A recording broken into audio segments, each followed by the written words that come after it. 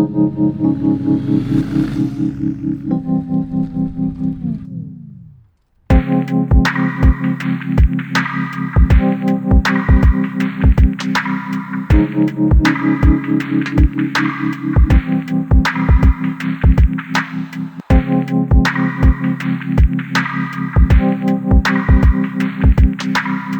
here it is, guys, the Triumph Bobber Black. This is my new project bike, and for the next 2 months, we're going to turn it into something wild, something amazing, race-inspired, but still classic. We're gonna be changing almost everything on this bike.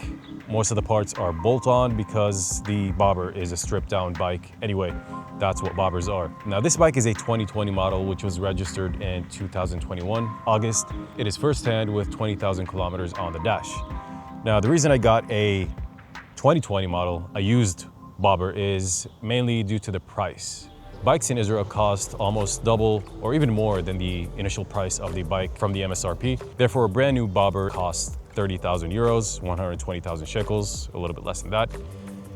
And this used Bobber that I bought cost me around 17,000 euros, which translates to 70,000 shekels. For the price of a new bike in Europe or the United States, you get to buy a used bike, a 2020 model, which is, I think, in good shape. It's, as I said, it is first-hand with 20,000 kilometers. The first owner kind of did take care of it, but he did not, because I'll show you in a moment the condition of the bike. Now, the reason for getting a Triumph Bobber and not a different motorcycle from the Triumph lineup or BMW or a different modern classic motorcycle was because it's a Bobber.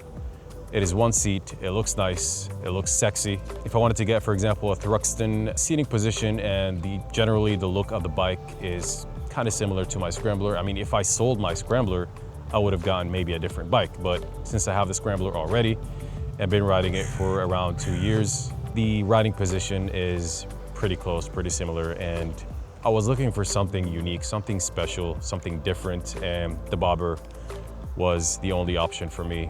When the new ones arrived, I had to make a decision either to buy a used Bobber or a new one. Of course, I opted for the used one because I'm going to change almost everything on the bike anyway. So the best financial decision was to get this used Bobber. So let's get into what I'll be doing to this bike. Now, the vision for this Bobber is a race-inspired yet still classic Bobber. I don't want to go too much on either side. I want to keep it neutral. I want to make it powerful, aggressive, but at the same time still have that classic touch. The inspirations that I found on Instagram were from Classic Bike Rice and Moztreet Customs. I will have a lot of Moztreet Custom parts on this bike. It is one of my favorite manufacturers for the Triumph motorcycles. Now, most of the custom parts on this bike will be bolt-on because the Bobber is already stripped down anyways, but I did notice that a lot of custom builders swap these wheels with something lighter and probably tubeless as well, and of course wide wheel kits. This build series is going to be cut into 4 episodes. The first one is a cosmetic overhaul, the second is performance upgrades, the third one is braking, and the last one is suspension. And if we still have enough cash for the budget, we'll be changing these 2 wheels. So the first thing from the top will be the reservoir cap from probably Moto or a different brand. The second thing is the mirrors, the gas cap from Moztreet Customs. Now, for the tank, of course, we're gonna paint the tank, change the color. What I have in mind so far is light gray, or maybe gunmetal gray, or even keep it black and just change the logo for something else. Now, since this is a 9-liter tank, I'm not sure if I want to keep it on the bike. And since I'm going to upgrade the performance of the bike, it's gonna consume more gas.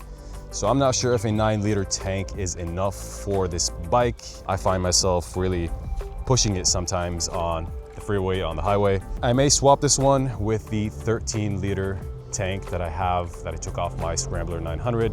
It needs a little bit of fabrication. Paint, I'm gonna paint either this one or that one anyway. I don't think it's that hard. I could cut it maybe at home and send it off for paint. We are going to cover these forks with black covers. The indicators gotta go. These are massive. I mean, they do have something special about them, that bullet teardrop thing, but they're not for me. They're too large. This seat is gonna be swapped with something, maybe diamond stitching. This ugly ass fender has to go.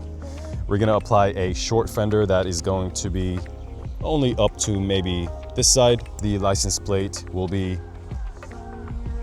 moved over to amount right here on the left side. And the front fender is also going to be swapped with a short one. This one is also massive. This badge is going to be painted.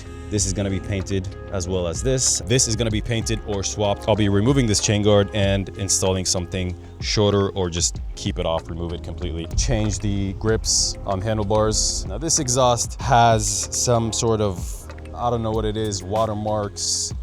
It's white, it's supposed to be black. It's gray, it's supposed to be black.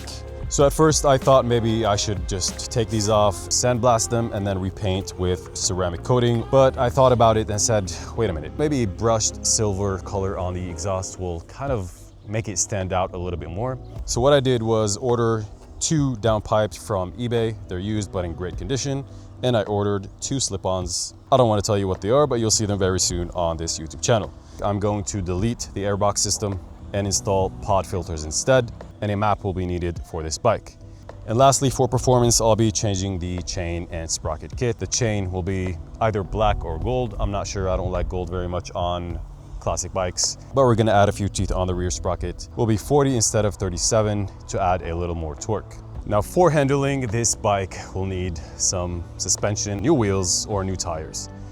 Now this bike does not have any adjustability on the front forks. These are the 47mm diameter. And if you know me, you know that I like to adjust the suspension on my bikes depending on the way I ride. Technically, we're gonna have preload, rebound, and compression on the front forks. Now this bike does have a Fox shock. The shock has about 20,000 kilometers on it. And the only setting that it has is rebound. I'm gonna take it off the bike, inspect it. If everything is good, I'll keep it on the bike. And if not, I'll be swapping it out with the Öhlins. Pretty much those are the only performance parts I want to install on this bike. As I mentioned, the exhaust, airbox delete kit, and of course with the exhaust and the airbox delete kit, we're gonna have to delete the catalytic converter, so cat delete as well. Moving over to handling, I might be just swapping the tires for something new, something that looks better. Now, if I still had enough cash to change or to swap the wheels, I'll do that. Changing the wheels on this bike would dramatically improve the look and of course improve the stability, the handling on it. Now these rotors are not in their best condition. The right and left side are practically the same. Don't have much left, maybe like 5,000 kilometers, and they need to be thrown away. The rear rotor is in a better condition, but since I'm gonna swap the front wheels with wavy brake discs, I will also be swapping the rear to make it look balanced. Now before we end this video, let's take a closer look on the condition of this bike. Right, firstly, as I mentioned before, we have a lot of watermarks on the exhaust system from the top headers all the way back to the exhaust silencers. It is not the best condition. I would not allow a bike in my garage to get to a condition like this.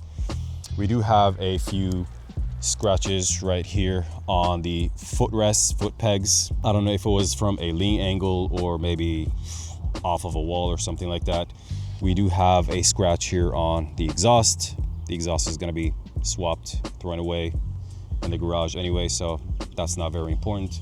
The shock itself scrapes the suspension, the cartridge. I'm not sure if I could fix that. I need to look into it and see if it's possible. If not, as I said, I'm gonna swap it out with the Öhlins rear shock. Yeah, I did find a few scratches on the frame. Maybe disassembling the seat or working on a bike. I don't know who did that and why, but I need to kind of polish it, buff it out, and maybe repaint this part of the frame. The chain is not in a great condition either. And of course, we all know if you don't clean your chain properly, you don't lube it, you'll need to throw it away within a few months. Now there is a few things that I already changed on this bike because I couldn't stand looking at them. It was this spark plug cover. As you can see, this is a new shiny one. The ones that were on the bike were kind of faded. This little piece, this hook, was also missing, so we installed it a few days ago. I swapped the brake pads on the front and rear. And that is pretty much it, guys. That is the condition of the bobber, and that is exactly what I'm gonna do to it over the next month or two, depending on how fast the parts arrive. I do have all the cosmetic parts ready to install. As I said, let me know what kind of parts you would like to see on this bike, what kind of cosmetic, performance, handling, or whatever. If you have any suggestions, let me know. And regarding the paint color of the tank or the side covers, front and rear fenders, I would like you to comment your idea or maybe a specific paint that you saw on a bike. That would help me a lot to decide what the final color is. That's it for now, and see you in the next one.